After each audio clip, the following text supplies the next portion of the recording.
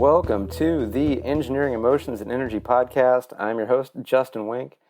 Today is a little lesson from a story from my trip in Belize from when I was searching for a shaman. So this is going to be one of those, went looking for one thing, found another thing. And this all came about because while I was in Belize, I was staying in this hostel, so it was very very different compared to suburban living in California, where I usually have been living and doing these recordings with my nice setup, my good high quality microphones and all that stuff. But as you might recall from an earlier one of these podcasts, my house has been rented out now. After getting divorced, so that the house can be available for others to use, because I really didn't need much of it, and wanted to be able to have some options to find a more appropriate space. So part of that's been trying different places while I'm traveling. So in Belize, I was in a hostel up in the treehouse room, very very high up, and have to walk down 2 stores to use the bathroom and all that stuff. And one of the cool things about this hostel and a lot of other hostels and even a lot of hotels is they will assist you with booking tours or finding guides, things like that. And in my experience, often, especially going to tropical places, you can find better tours at a better price. If you just book in person once you get there, instead of going through like Viator or some of these other websites, because you're paying the money directly to the person doing the work instead of paying it to some a giant fee to some company somewhere. So you're paying directly to the guide and things like that. And so I got connected with this really amazing local guide, Amador. And the first day we went around, he showed me some local waterfall spot, like a small place to get lunch that had this beautiful view. It was way off the beaten path. So got to meet some of the owner there, someone working there, and then some other local people. So it's like really cool stuff like that. And and we did a couple other trips, and I've talked about some of this in a previous podcast. But me and him, we got some time to talk, get to know each other, and he was like, it seems like you have good energy, man. Like I sense good things, and so it sounds like you had some interest in working with a shaman, meeting a shaman before. I know 2 shamans that they're that I've known for a long time, that my grandparents went to and that I've gone to and that I've worked with. So if you'd like to meet one of them and do a blessing, I could help you meet with one. And I was like, yeah, that'd be great, because I've kind of since I've had experience doing ayahuasca, which is often from shamanic type traditions and things like that, and so that kind of piqued my interest. And I'd often heard that the real shamans, they don't advertise on Facebook, and might not be named Chuck, Shaman Chuck. I'm sure good guy, but someone that kind of grew up, or it was bestowed from one generation to generation. It's a different type, different flavor, if you will, and that's what I was kind of interested in experience. And so I was like, yeah, I'd love that, meet, someone of great wisdom, and, maybe get a blessing, and, I don't know, maybe I'll just feel like, oh, now I have some answers, or I have some clarity, or I have some better feelings. And he's like, okay, cool. There's either Don Canto or Don Miguel. Which one do you want to meet? And we're driving along on, a bumpy, dusty, windy road, on the way to see a site, and I'm like, well, which one's close to where we are now? He's like, oh, well, Don Canto. I'm like, all right, let's go meet Don Canto, because I didn't get a sense from one one shaman's name from the other. So we go drive into this small village and park out front. This structure that's up on stilts, is beautifully handcrafted roof, very fine detail, and it looks like it's mostly just like a restaurant, and they're serving some drinks, um, and this little old man. He's probably, boy, I don't know, maybe 5 feet, if that. Um, you know, Very quiet, and get introduced. Hey Justin, here's Don Canto, and he seemed very very distant, like he wasn't, like he was somewhere else, and um, you know was like, and asked, hey, could do a blessing or something. He was like, yeah, I could do that. And then he talked about how he'd been in some local movies, and been the shaman in that. And I was like, well, that's great. And then he said, well, hey, I could do a ritual for you. And I'm like, ritual sounds great. And how much time, and how much money? And he named the said take about an hour, and named what seemed like a pretty high price, which I was kind of surprised.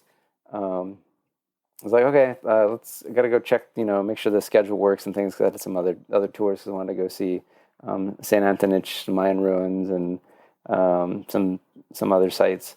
And Amador says, like, I don't know, that price seemed kind of high, and I don't know, he didn't quite seem there. And I thought about it, and I'm like, yeah, I don't. Can we meet your other shaman? He was like, yeah, of course. So,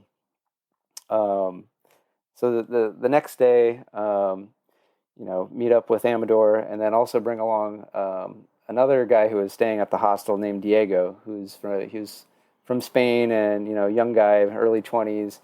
And I remember meeting him, and one of the common questions is, well, how long are you traveling for? And he says, until I run out of money. So he's very focused on saving money, and he'd already been traveling for a couple months. It's just kind of really interesting. Somebody's like, I got no plan to return until I have to. And so I was like, hey, Diego, you want to, come along, and we'll go check out this place, Spanish Lookout, and then, also try to meet this Don Miguel, shaman. And he was like, okay, yeah, sure, yeah, I definitely want to go see Spanish Lookout, which is where a large Mennonite population has been settled for, I don't know, over 30 plus years. So, kind of Amish style. I guess there's, my understanding is there's sort of, different levels of, there's very, very classic, which would be like Amish, and then others that are a little bit more progressive, wear regular clothes, use machinery. And so, we try to stop at Don Miguel's place, but he's not there. Go check out Spanish Lookout, and it's like being transported to Middle America. Like, just the style of the roads, the style of the houses. It's like, wow, am I in Belize or am I in Iowa? There was even a John Deere sign. It was incredible just how different it was, and checking that out, and then leave, and then go by Don Miguel's place, and he's in, and he's a very older man, 82 years old, but just like the brightest smile, very vibrant. He's excited to tell us about that he's building a workshop, so that he can do his woodworking. And, he was just telling, stories that, just had a lot of wisdom, both in the words, but then the way he tells them, and could see, and one thing that's interesting about Belize is it's an English-speaking country, but also a lot of Spanish is spoken. And so Diego and Don Miguel, they just start hitting it off.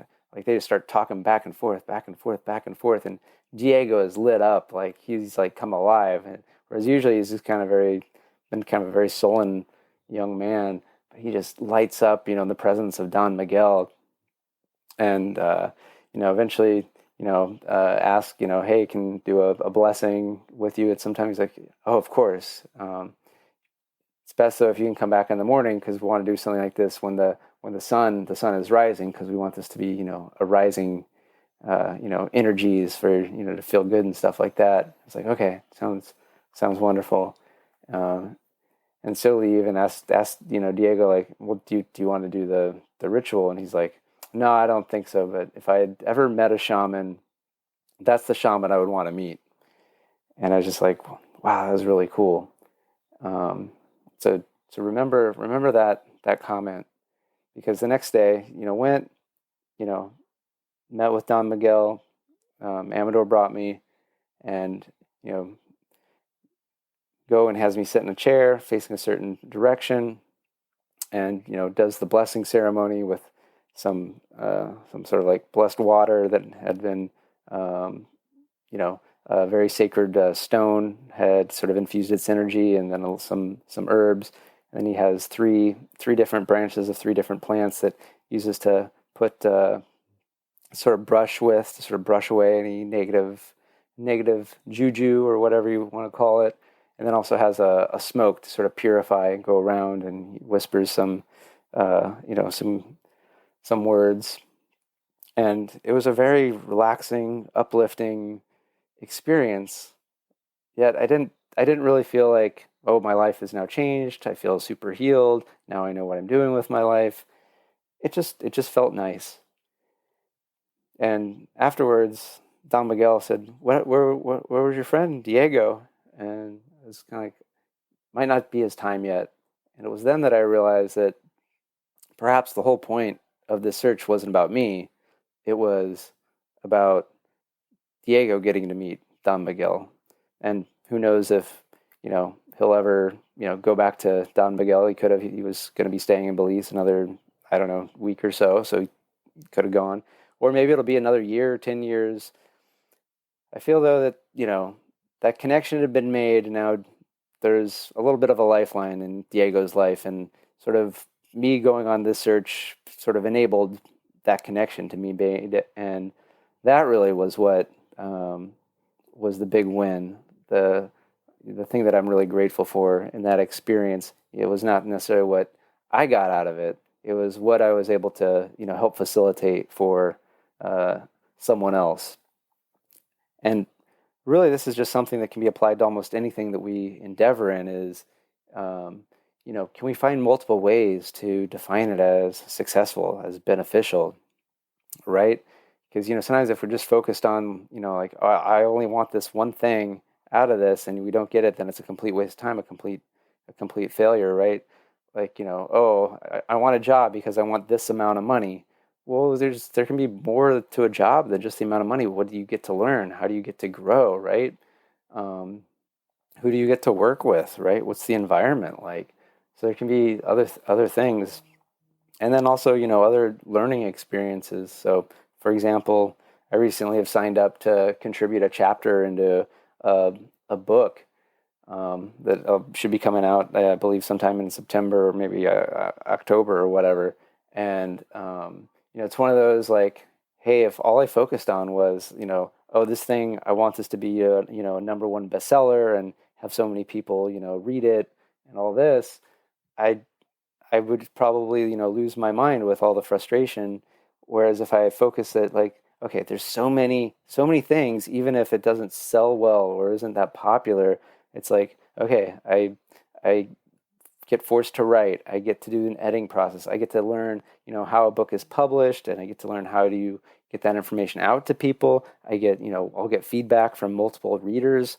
So it's like there's all these other ways that I can view this as I got something out of it. So what's something that maybe you've been working on that in some ways you don't know if you'll actually get what it is that you claim you want, but what are some other related, some tangential benefits that you've already won in some ways, or you already got a benefit, right? So these are some things that, why just get one thing out of each pursuit? Why not get as much out of life as you possibly can, So why focus on a single ingredient when you can have a whole selection of delights? So that's all I got for this episode. So, contact me, podcast@justinwink.com. Find me on social media, Justin Wink, Ph.D., or go to justinwink.com, subscribe to the mailing list so that you can know when things of interest happen. And, subscribe, share, and we'll see you next episode. Good day.